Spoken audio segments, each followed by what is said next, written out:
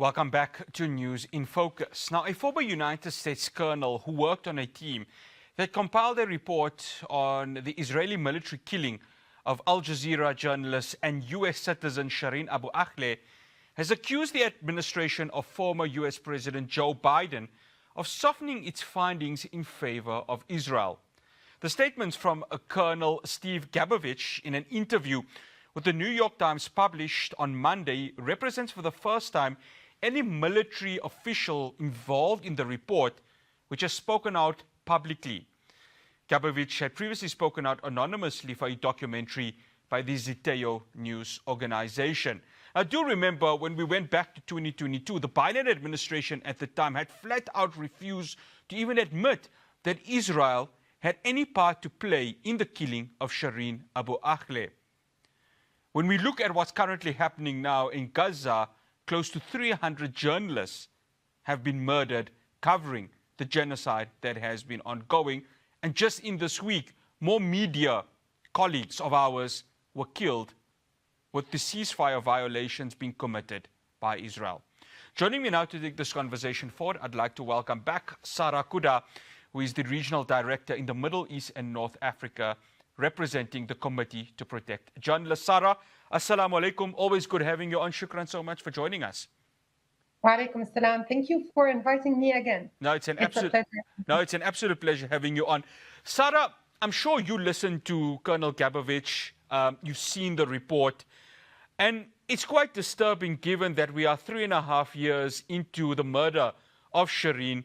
And we've got this, and all we are finding out is that this was watered down by the U.S. administration to really paint Israel in a more positive aspect.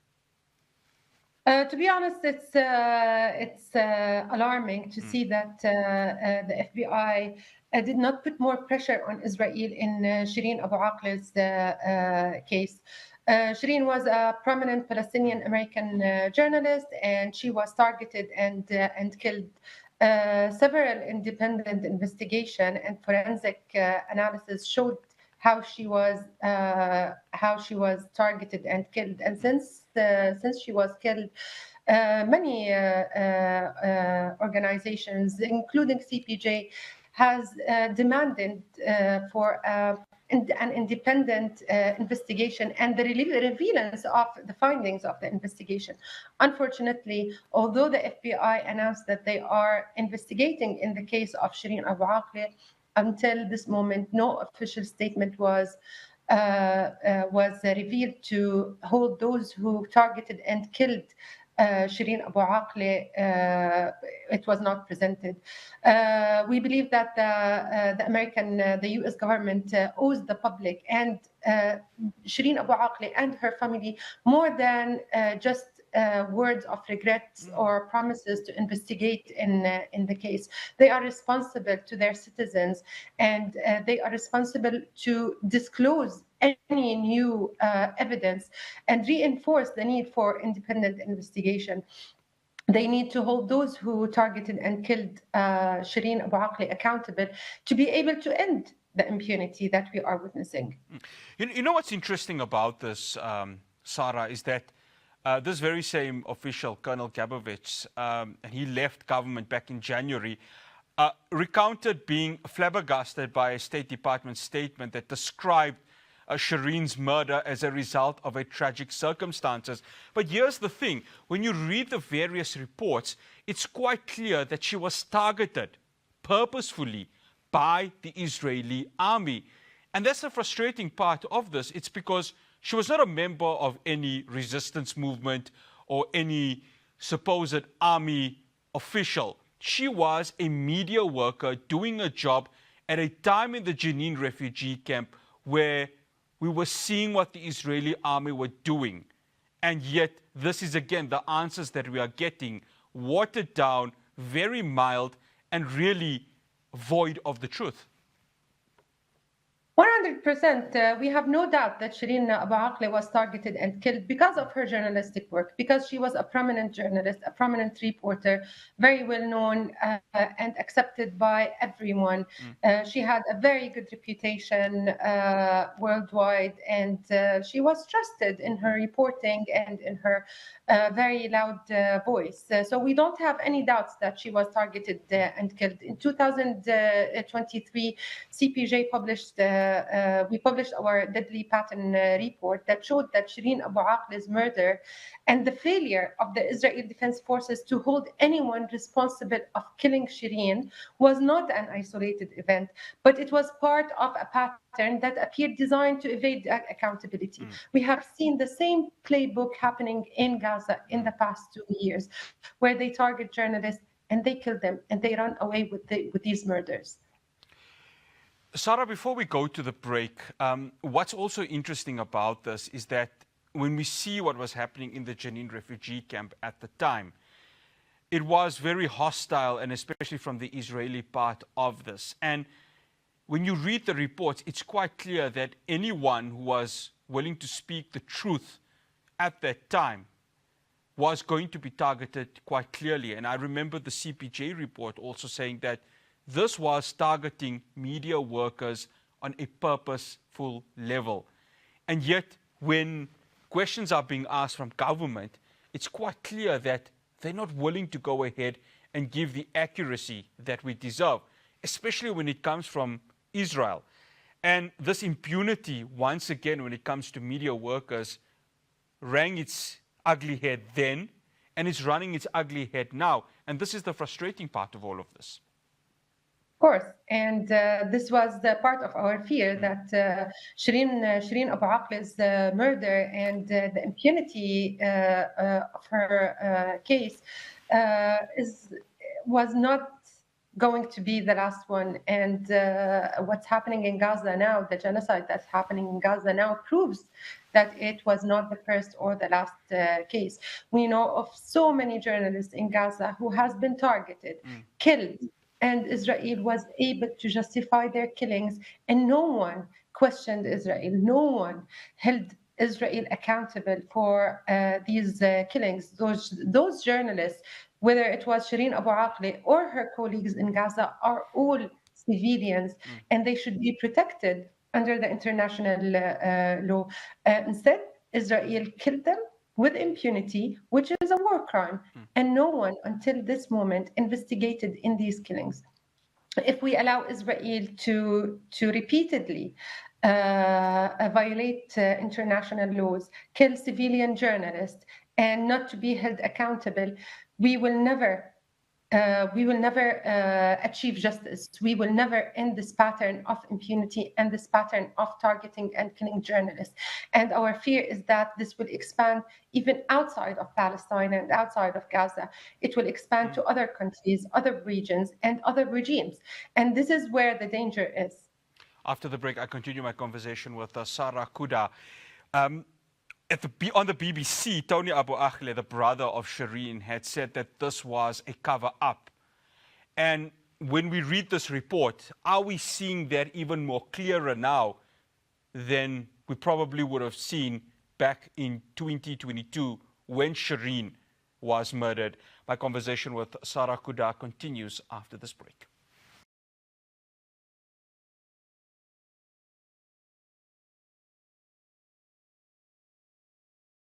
Welcome back to News in Focus. I'm still busy in discussion with Sara Qudah, who is the Regional Director in the Middle East and North Africa, representing the Committee to Protect Journalists. Again, shukran so much for staying with us, Sara. Sara, I want to read this statement or the interview that was done by Tony Abu Akleh, the brother of the late Shireen, in his interview with the BBC. And he says, and I quote, "They were trying to cover it up, obviously, for political gains. We believe that the US government intentionally downplayed these findings and softened the language just to avoid holding Israel accountable." The reason why I'm reading this is that Shireen was also a US citizen. For the viewer out there, from a CPJ perspective, how important is it for states to protect their citizens, especially citizens who are media colleagues of ours in war zones, in zones that have genocide in it? Governments, whether it was the US government or any other governments, are responsible for the safety of their citizens wherever they are. As long as they are civilians doing their jobs, they should be protected by their governments. And if they were in any way attacked, their governments should hold those who attacked them accountable. Shireen was not attacked, she was killed. Exactly. So this is why it's very important that the US government hold those who killed one of their citizens account to what they did. Today we are calling for a radical reform of the system to investigate journalist killing around the entire world, not just in Palestine, and to hold those who are responsible to account after the deadliest years that we have been seeing and witnessing for journalists and media workers around the world. What we have been witnessing is, despite decades of efforts, impunity remains entrenched, creating an environment that fosters further attacks on journalists. If governments do not move and act immediately to protect their citizens, impunity will not end. We are just few days before the International Day to end impunity against crimes against journalists, and yet we still did not see any act of justice toward journalists who are killed and who were killed. Sara, here's the thing, and I think it's a concerning aspect in all of this. The impunity that the United States offers Israel is there for all to see. It's quite obviously glaring. And if it probably was worse under the Biden administration, it's even gotten much more worse under the Trump administration. And everyone's calling for the accountability for those IDF soldiers to be held accountable with regards to this. And I think the world knows it's probably not going to happen. And this is the concerning part. And how do we find a way for this sort of accountability to happen? Because this was a media representative. She was no soldier. She was no member of the resistance movement. I stated that earlier on.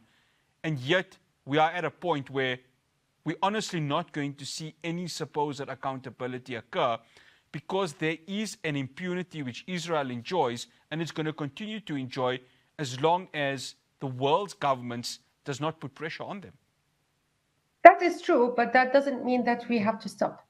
Our role as journalists, human rights defenders, organizations, international organizations, media organizations, our job is to keep those stories alive, to keep fighting for them, to keep talking about them, to keep raising an alarm bell, and to make sure that we are documenting the facts, because the facts are the only way for us to achieve justice one day. Impunity and justice is not achieved today, but one day we would be able to do that if we have all the facts and documentation with us and we keep fighting. It is a very long journey, and we never know when justice will be achieved, but we need to continue doing what we are doing today. From a CPJ perspective, Sara, and of course you are mentioning that there has to be continuous dialogue, discussion, and accountability held to this. What is CPJ hoping that, given this report and the damning findings that we've seen from this report, what is the hope that somehow Shireen can be honored, and that by her being honored, that means those responsible for her killing are brought to book? Our hope is that if there was an investigation that happened, that the findings of the investigations are revealed, and those who killed Shireen are held accountable, and to achieve justice for her and for her family. If there was not an independent, thorough investigation, we are hoping and calling for an independent, thorough investigation that reveals what happened to Shireen and who killed Shireen and targeted her, and to hold those who killed her accountable. This is what we are calling for and hoping for. One final question, Sara. We are still seeing the violations that are happening in Gaza by Israel at this very moment, despite many saying that the ceasefire, and this is of course coming from the US government, saying the ceasefire is still intact. The concerns are that the number of journalists that are still left on the ground in Gaza are still in danger of being hit by these attacks by Israel. How concerned should the world be? How concerned should the media fraternity be that close to 300 media colleagues of ours that have been murdered since October the 7th, 2023, this number can still continue to grow? And we just have to look at Saleh al-Jafarawi, who was killed a few weeks ago. When the ceasefire was announced, there has to be concern, isn't there, Sara? First of all, we have to be alarmed, not only concerned. The ceasefire is still fragile, very fragile, and we don't know if it will hold or not. Going back to Saleh al-Jafarawi, Saleh al-Jafarawi is the first journalist in the past 2 years who was not killed by Israel. He was killed between fights that happened between Hamas and Palestinian militias.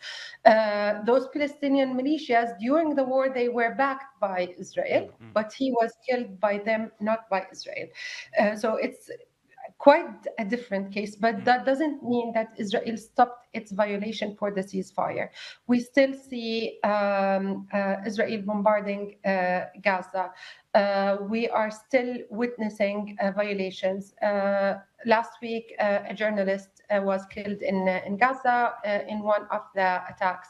We have journalists who were injured. Several journalists inside West Bank were harassed, detained, arrested. So we can see that they are still attacking the press. But what is really alarming is that until now, even with the ceasefire, they are not allowing the international media to go inside Gaza and investigate. And this is a clear message that they don't want any witnesses to see what is happening on the ground. They not only killed the journalists, the witnesses who are inside Gaza, they are not allowing any new witnesses to go inside Gaza and to investigate and to document what is happening.